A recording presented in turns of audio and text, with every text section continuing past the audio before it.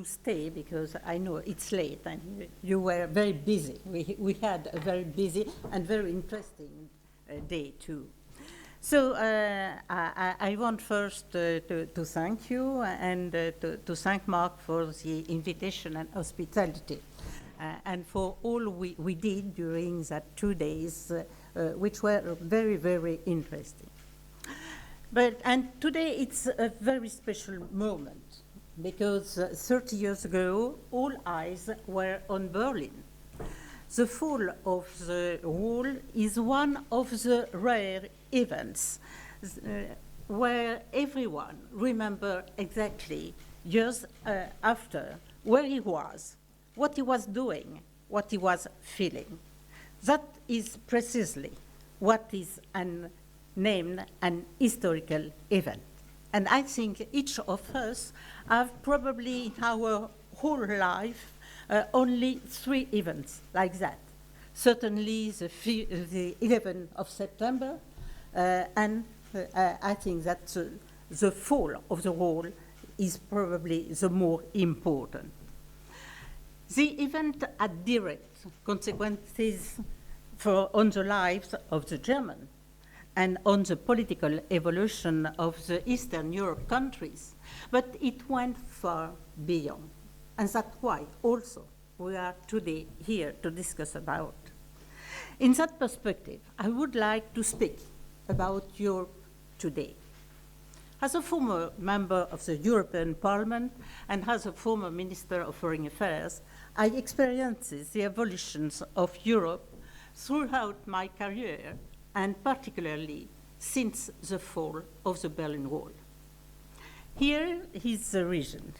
I served 2 mandates, as you said, as a member of the European Parliament. The first one from 1989 to 1993. The second from 2014 to 2019. 30 years precisely separate the very beginning of my first mandate as a member of European Parliament and the end of the second. And therefore, the anniversary of the fall of the wall has a special meaning for me because all my European experience began and was influenced by this event. When I was elected for the first time at the European Parliament, we were only 12 countries, 12 member states, and we were 518 MP, and we were called the European Economic Community. The whole world lived at the pace of the Cold War, and Europe, torn between 2 great powers, 2 ways of life, 2 opposite ideologies, centralized all tensions. In this context, the Berlin Wall embodied the geographical and symbolic fracture of 2 parts of the world turning their back to each other. The fall not only marked the reunification of Berlin or of Germany, but also that of Europe. Immediately and progressively, these events created an irrepressible desire of reunion. The community first integrated the German Democratic Republic in 1990. Then it went in 15 years from 12 to 28 member states, 28, 27, we shall see. From an influent but modest community, Europe transformed into an entity of more than 500 million people. That is very important because it is more than the United States. And in the world where certain countries like India or China have more than 1 billion inhabitants, a critical size is necessary in order to wait economically, but also to wait politically. We need to be numerous. we need to be at least 5 million inhabitants to have really weight. By enlarging its community, Europe acquired a democratic weight that gave her legitimacy in the international competition and reinforced its economic performance. According to me, there is also a second major change. Europe not only consolidated from an economic point of view, it also created a political existence. European Economic Community, in the beginning, it became the European Community in 1992, and then the European Union in 2009. These changes of name are not superficial ones. They are translating something. They are translating a will to federate around one voice, one vision, and common values. What is very different from what we knew before, where we were against, where we have two, maybe more, but two voices, in the East and the West. And we have also different values. So I think it's a very important major moment for Europe.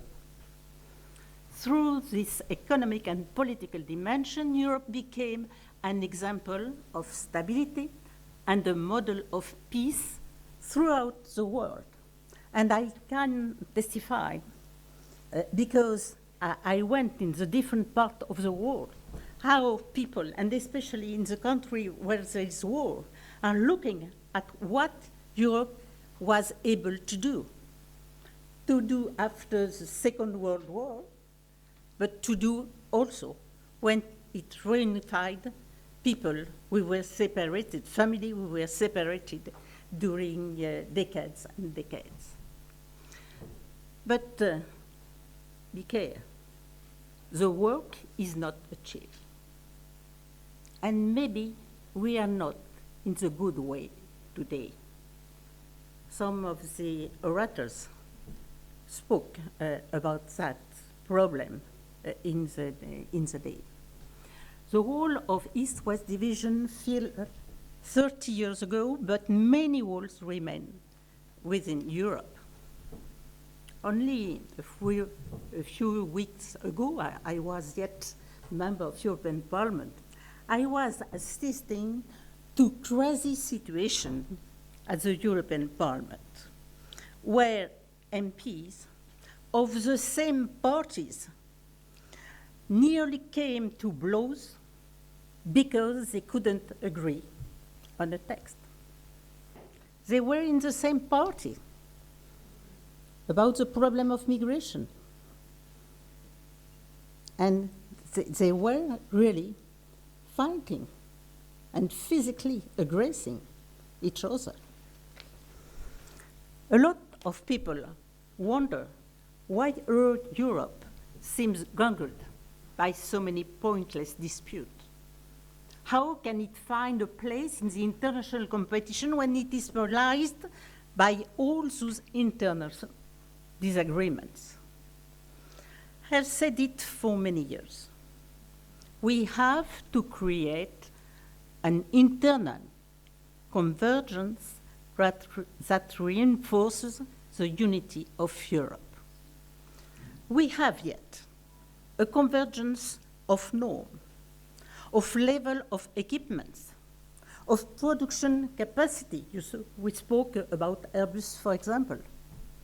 But are we sure that we created the feeling of belonging to the same community?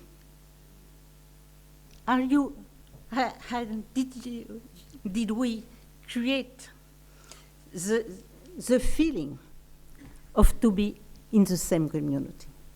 I think no, because we work only on financial problems, of technical problems or norms, and people consider that they are different.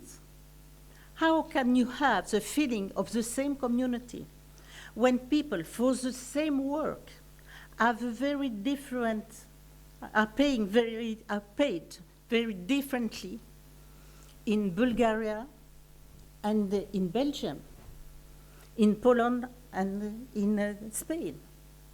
How can you create the feeling of a real community when the social protection is so different from Balkans to Dutchland? How can you create the feeling to be in the same community when taxes are so different? In France, we have the championship, one and in Greece, for example, or there. That could be the main reflection of all the politicians in our different countries. And it's not easy, because each of them want to protect his own system. But how can we create Europe without the feeling of our people? That's a real problem. We have also to create other convergence, for example, in foreign policies. And I heard what some of the orators before me were speaking about. Their real problem. Yes, Europe is at peace, but conflicts have not disappeared. They have moved. All around the continent, the great tense areas gravitate. I think that the world have never been so dangerous that now. When I was Minister of Defense, as you said, it was not so dangerous than it is today. Because today we have the old conflicts in Middle East, for example, or sometimes in Africa. We have also new conflicts. We can see in Iraq, in Syria, for example. And we have also potential conflicts, because tensions for water, or also for food, for energy, and so on. So really, I think we are surrounded by many kinds of potential conflicts. East crises between Russia and former Soviet states are far from resolved. In the south, Maghreb is a crossroad for all kinds of traffic, amplified by a context of strong political instability. In the Middle East, of course, armed conflicts and humanitarian crises come one after another. And they have important consequences in Europe, like migrations, we spoke also about, terrorism, and so on. Peace seemed guaranteed in Europe, but the continent surrounded with conflict is not protected from instability and from some manifestation like terrorism. There is an emergency. The 27 member states have to agree on main principles to be able to face any potential threat and to affirm itself diplomatically. We understand it. 30 years later, Europe is still confronted to walls within its own perimeters and its periphery. Yet, in our present world, much more complex than in 1989, the great challenges have transcended the walls. Climate change, terrorism, I said, cybersecurity, some other orators spoke about, populism. All that are global problematics that go beyond borders. This observation reinforces the need to find collective solutions of union. But it forces us to think about the meaning of the union when the definition of rules and borders is so challenging. In order to reconnect with the sense of Europe, we must develop our prospective view. I think it's important. When I'm going to United States, for example, I'm going to some think tank. And when I compare the American think tank with our in Europe, there is a difference, a total difference of importance of prosperity, but not only, also the influence. They have a real influence on governments. They have a real influence of who are the leaders, the economical leaders, for example. We need that in Europe. And I think it would be easier to have convergences if we are not thinking about what to do in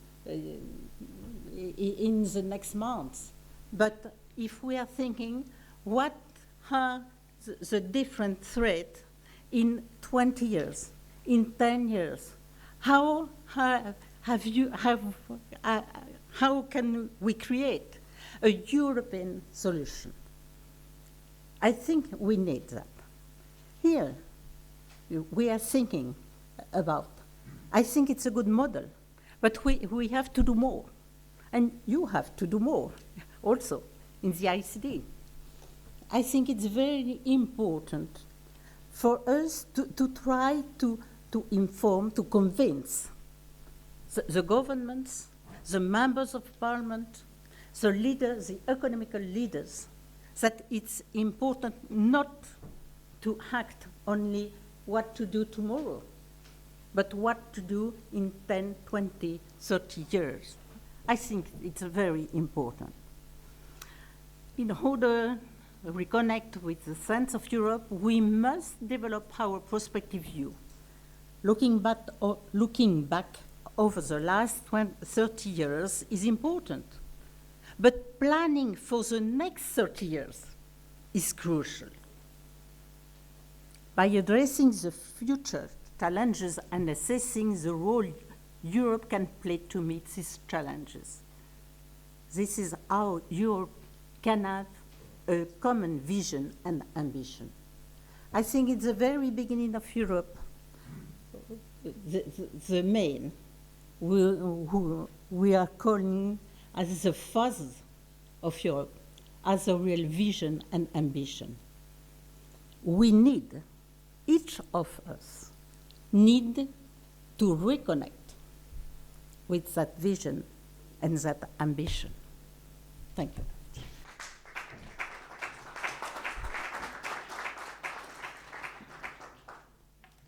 Thank you, Madame Alliot-Marie, for her speech. We have got time for one or two questions. Or reflection, because I think there is not really probably a question, but maybe some other position than mine, if you can. But may I just ask something? Do you have the mic? There is. Where is it? This one. Is it on now? Uh-huh. Yeah. I have the question concerning the political leadership. As I understood, your concern is about now the lack of long-term vision and also the lack of a real feeling of togetherness in Europe. I think also among the leaders, if we recall the time when the European idea was created and when this form of cooperation was initiated, there were personalities like General de Gaulle, Konrad Adenauer, leadership in Italy. The question is, can there again be such a constellation where, as in the 50s and 60s, when the leaders really took decisions with with the future in mind, not just the next day or the next year. How can one again reach or achieve such a situation or constellation among leaders in Europe? Because now it's more or less after the departure, as it seems, of the United Kingdom, it's more or less quite often just of every of the leaders thinking about his own nation-state environment and election. Yeah, and elections, yeah, short-term planning. So that would be my question in view of your long experience also at the top level of national and European politics. I think that the fathers of Europe consider the future looking what was happening just before. And I think just now the politicians have also to consider what is coming badly with, for example, popularism, yes, terrorism, and so on. So that is not the problem of Europe is not really the responsibility. It's not only that. That's what I say. We have to consider what will be the new threat in 20 or 30 years. So new threats, you can say, in 2050, we shall be 10 billion of citizens in the world. We will have to give food and proper water to that. What can we, Europe, can do? We are probably the first or the better for agriculture and agroalimentary industry. So we have a special responsibility to do. And I'm not sure that in European Parliament or in Commission we have really an agricole policy for that. So I think that we can, all the countries, consider what we have to do to produce in 2050 to respond to the demands of the different population. I think that is important. We are living more and more, older and older, and we want to have a good health as long as possible. We in Europe, we are probably the best for the medical organization, the medical system, for the pharmaceutical system. What have we to do to develop our system for the whole world? That is a question. The problem of energy is very important for Africa in particular, not only in Africa. And we are the best in the way. We are very important industry for that. What can we do in a European level to help to generalize the energy in the whole world? And you have, for the ocean, also something very important for the future. What can we do as Europeans? And I think it's easier if you consider the problem to solve in the 13 next year than when you are just now. We have to consider the policy for agriculture in Deutschland, in France, in Spain, because we are in conflict. But if we are looking what altogether we can do in the 20 years, I think it's easier to do. And then we have, it's our responsibility too. Thank you. I thank Madame Alliot-Marie very much.